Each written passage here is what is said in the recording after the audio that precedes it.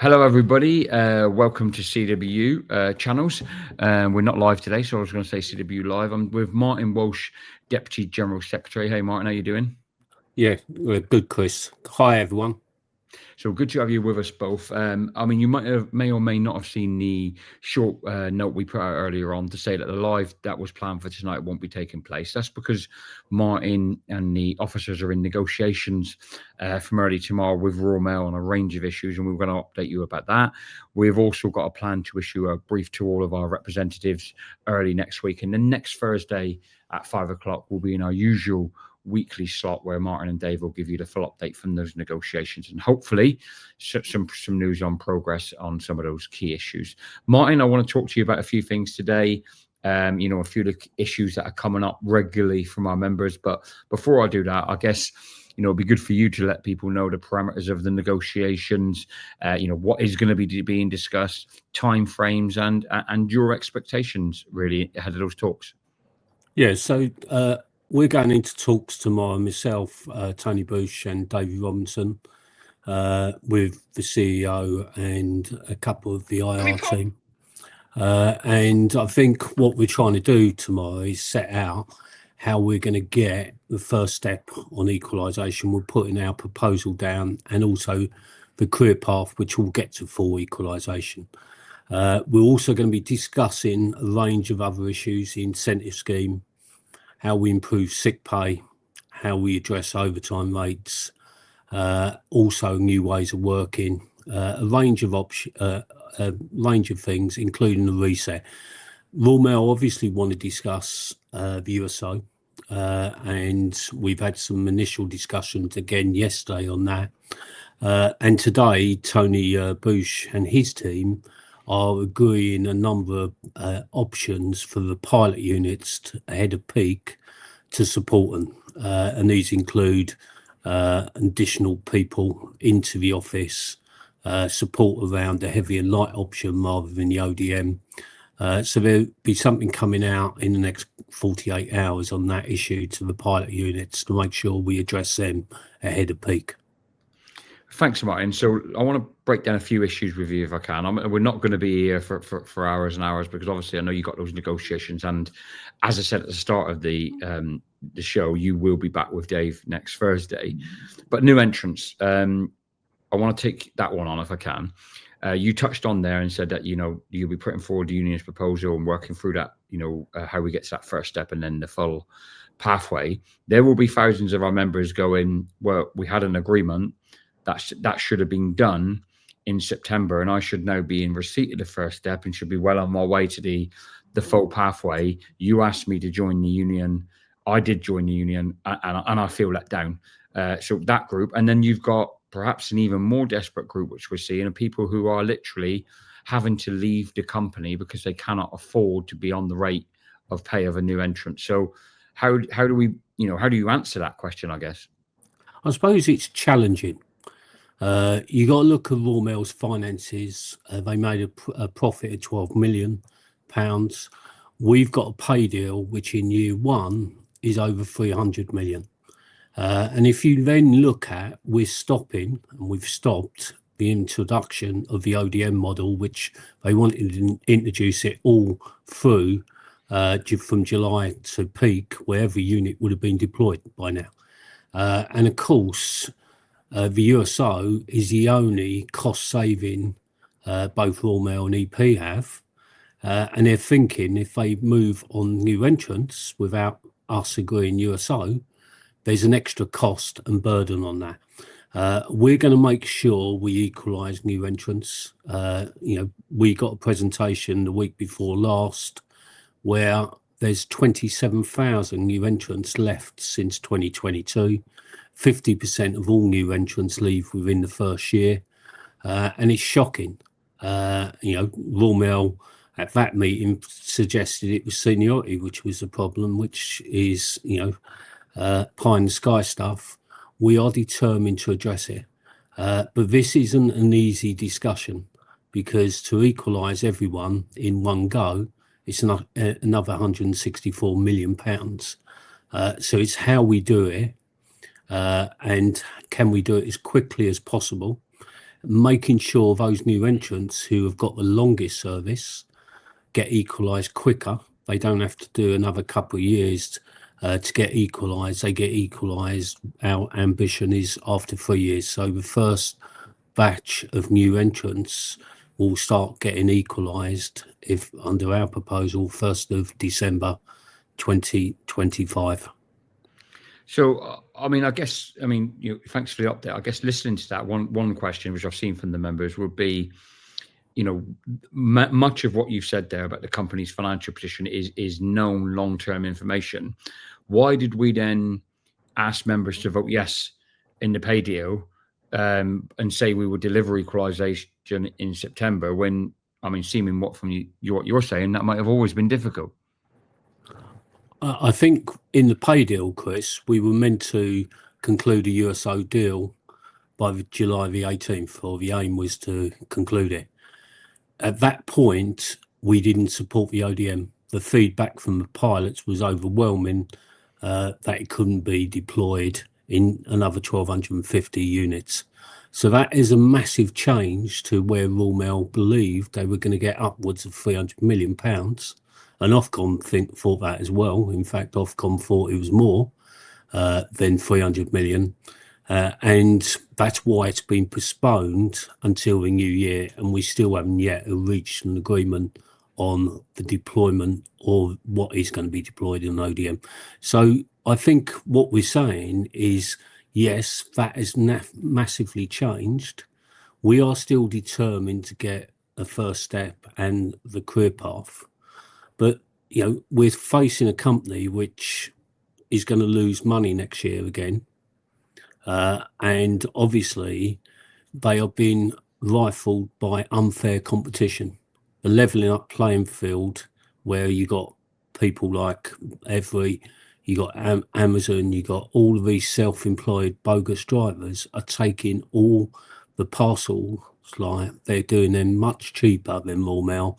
And clearly that's a challenge for any company going forward. That's why we're aligned with both EP and Royal Mail to make sure there's a level playing field, and we're campaigning politically to do that.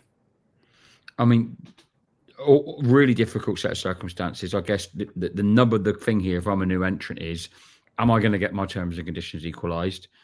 And will that first step be backdated until September? Because if not, we're in a situation with EP, as we've been with Royal Mail many times before, where their words almost become meaningless. Yeah. So our aim is to get that backdated, Chris, to September.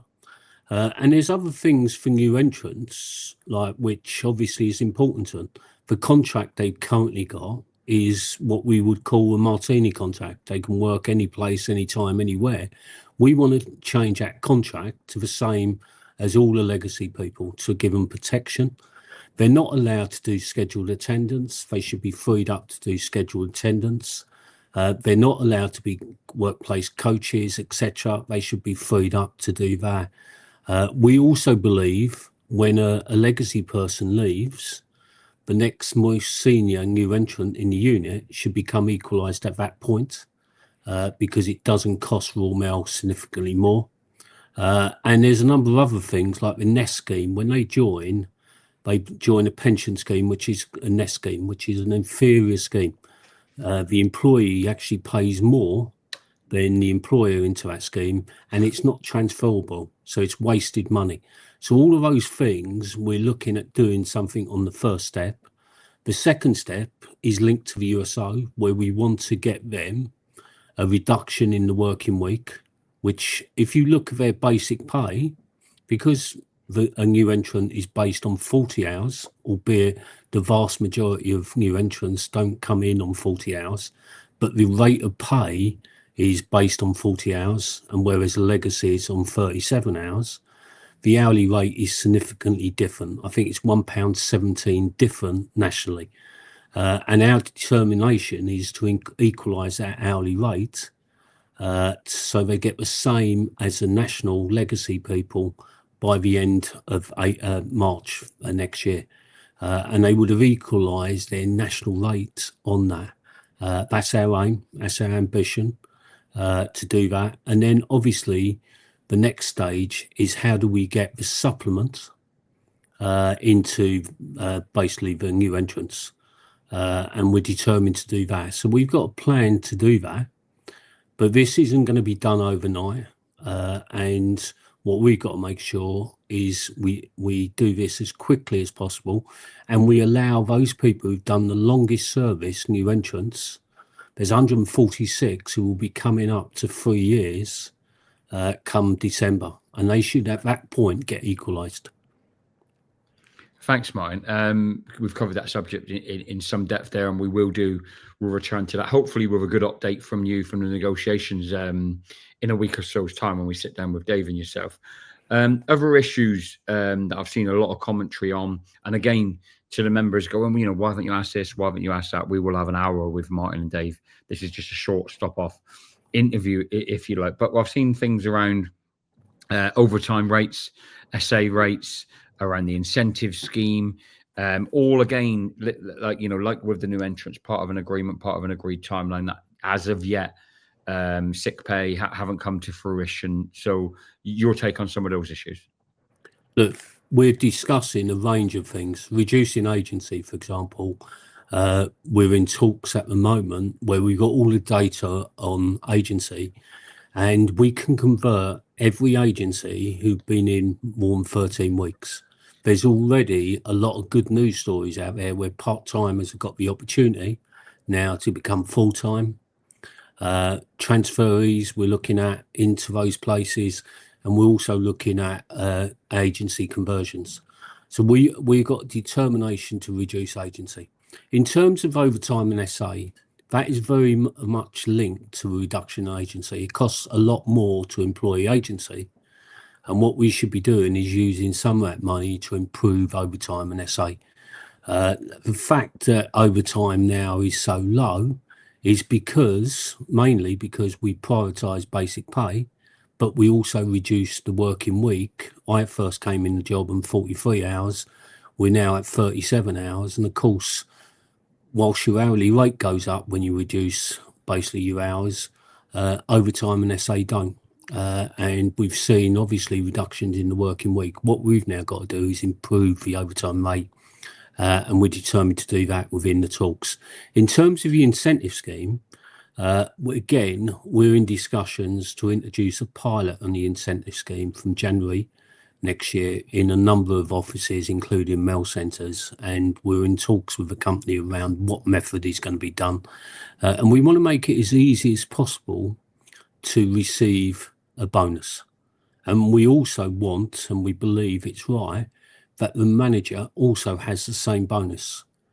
So everyone in the unit is pulling in the right direction, rather than the manager having some kind of bonus which is based on failure, which we've seen.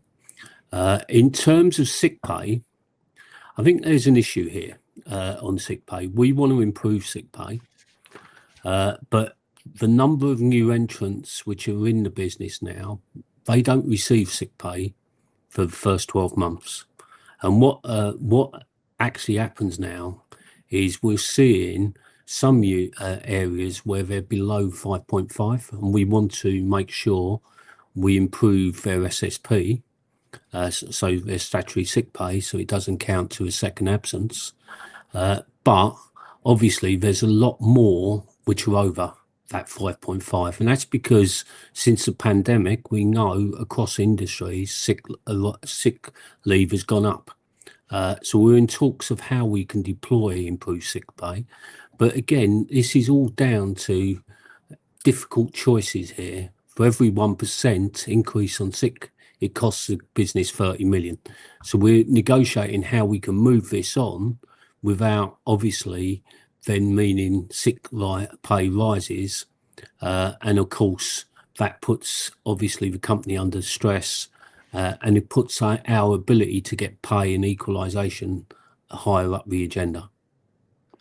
Thanks, Martin. I want to move on to the USO, if I can, and tie in the issue of the Ofcom fine, £21 million record fine just last week. A few members coming on and saying, The union was too quiet about that. Where were we shouting from the rooftops, exposing it? Many members saying that, that we were fined £21 million as a company, but that was based on well underinflated failure figures, and that actually the truth is much, much worse in units across the country.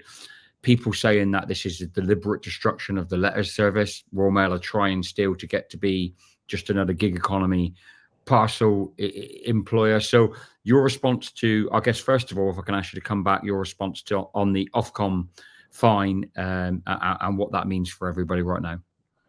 Yeah, you got to recognise that the Ofcom fine was for the period up to April 25. So it was the year before. And again, it's quite clear since the dispute, Royal Mail's been fined 1 year 5 million, the following year 10 million, this year 21 million. They have down-dialed the service, and they would say that's because of finances, but the reality is they've destroyed pride in the job and they've destroyed quality of service. What we're determined to do is when we agree on a new USO model, it actually hits quality levels, it restores pride in the job, and it means achievable workload along with a list of benefits. And that's why we couldn't support the optimised delivery model. We made the right decision last December to pilot 35 units, because if we hadn't done, we would have rolled out a model which clearly doesn't work. And therefore, we agreed with EP and Royal Mail there'd be no further deployment, and we're in negotiations around basically a new model. And I think it's fair to say those negotiations will take place from tomorrow. And, obviously we're looking at an agreement with a list of benefits within this. And we want to make sure when it's deployed, it actually clears the workload and it restores quality in the job and pride in the job. Thanks, Martin. You talked there about the optimized delivery model, the pilot office, if you like, to maybe make it a bit more sort of relatable to the members, not working. And I think, anybody who's a customer in those areas, anyone who's a CWU member in those areas, anyone who's a manager in those areas, would very much concur with that. But over the last few weeks, we've seen mixed messages where the union have been coming out and saying it hasn't worked. We need a new model. We need discussions on a different pathway. And, even to quite recently, in and around the Ofcom statement, Royal Mail were adamantly telling, the press and anyone who wanted to listen that the model was in fact working. Are you confident that, they've moved from that position and they are up to entering those negotiations with you from tomorrow with a genuinely open mind and moving away from that position? I believe so, Chris. And obviously I was in discussions yesterday. I think the issue is any company who had an ambition to save 300 million, what we're proposing is a significant reduction to that. And obviously they're nervous around that. And the issue really is how, we see this being done in two phases. The first phase would be deployed, and then you would see whether Royal Mail could do a further reduction after 12 weeks of deployment against some criteria, rather than what obviously was deployed was straight into a 4-into-3 model, which we've seen in the pilots even months later, not all working. So I guess, thanks, Martin, for your time. I think there's loads of good new information there for members. I really do appreciate it. And I obviously recognise the fact that you're now into negotiations. We're going to have a reps brief next week. We're going to have a member session at the back end of next week. Is there anything before we head off that you want to get across to the members? People who are disheartened, particularly our new entrants, but also people who want to see and feel change. They want the reset of employee-industrial relations to come to the fore.